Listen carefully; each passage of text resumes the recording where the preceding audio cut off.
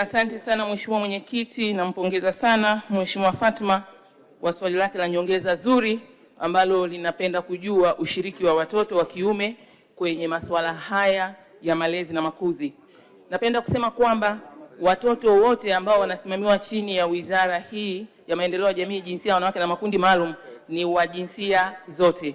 Na katika mikakati yote tunapotamka neno mtoto wa kiume anakuwa ni sehemu.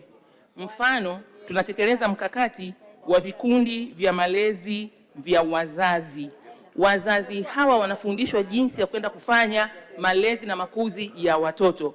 Ndani mle wanaume wapo ambao ni baba zao na hawa watoto.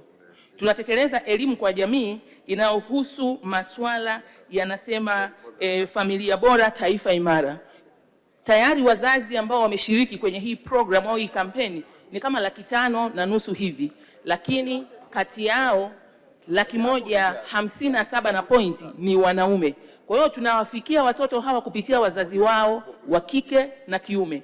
Lakini tukienda mashuleni tuna madawati ya ulinzi wa watoto. Madawati ya ulinzi wa watoto ni watoto wote, wa kike na wa kiume. Na kwenye uongozi pale kiongozi ni mwanamke na mwanamume kwa pamoja. Kuna mabaraza ya watoto tunayafanya. Haya mabaraza ya watoto yanaanzia kijijini, kwenye mitaa, kwenye kata. Haya nayo ni watoto wote wako mle ndani. Na tumekuwa na watoto wa kutosha wa kiume wanakwenda kuwakilisha nje ya nchi wakitokea kwenye haya mabaraza. Ukiangalia sheria ya mtoto ilivyojengwa inamshughulikia mtoto wa kike na wa kiume.